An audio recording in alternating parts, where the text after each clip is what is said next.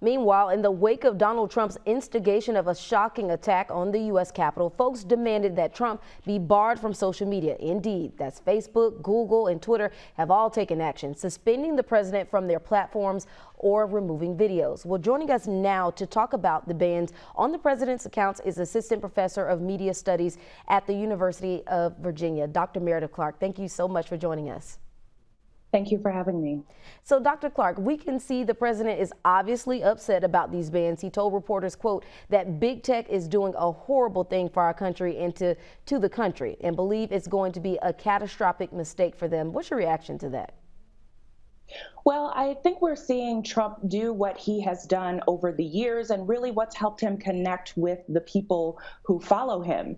He is taking a very personal situation and making it into something that a number of other people will fear. They will fear being silenced.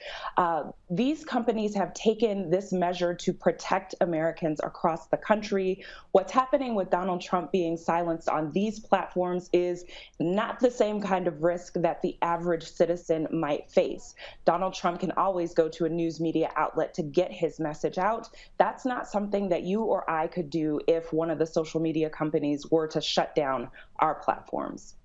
And so he's accused the companies of being divisive, but officials have said a lot of the rioters involved in last week's insurrection plotted right there online.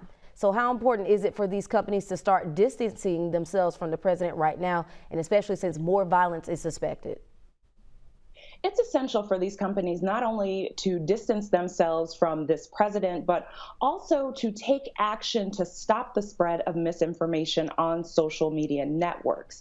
We've heard a lot about Section 230 in the last few days, and that's a portion of FCC code that does not hold social media platforms responsible for what other people publish there. Now, while that allows more people to spread information, to share very valuable information, it also leaves the door open for misinformation. And so we're seeing these companies grapple with that.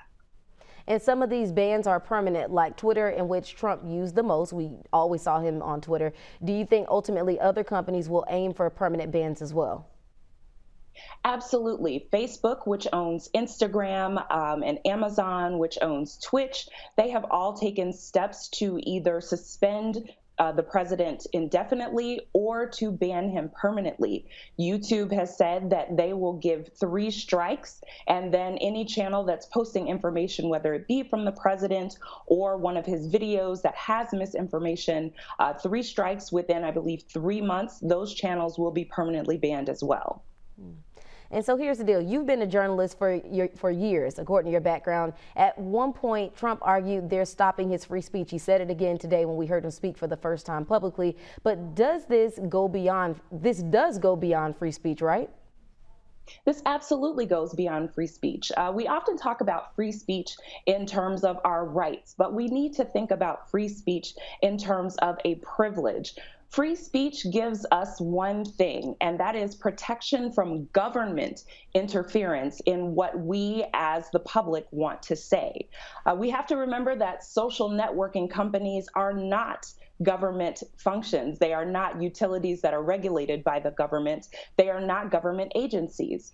And so these are private companies that have an ability to say whether or not you can use their platforms to get specific messages out.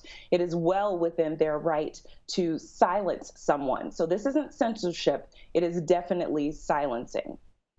And my last question, one quick 10 seconds. Do you think that Trump will have any legal grounds to fight these bans? We're going to see. This is an area of cyber law that is yet undecided. This will more than likely be a test. All right, Meredith Clark, Dr. Meredith Clark, thank you so much for your insight. Thank you. Well, coming up, President Trump says Congress attempting to impeach him is the greatest witch hunt in the history of politics. Could his words incite more violence as we move closer to the presidential inauguration? Our legal expert with an update on his possible removal when BNC Now returns.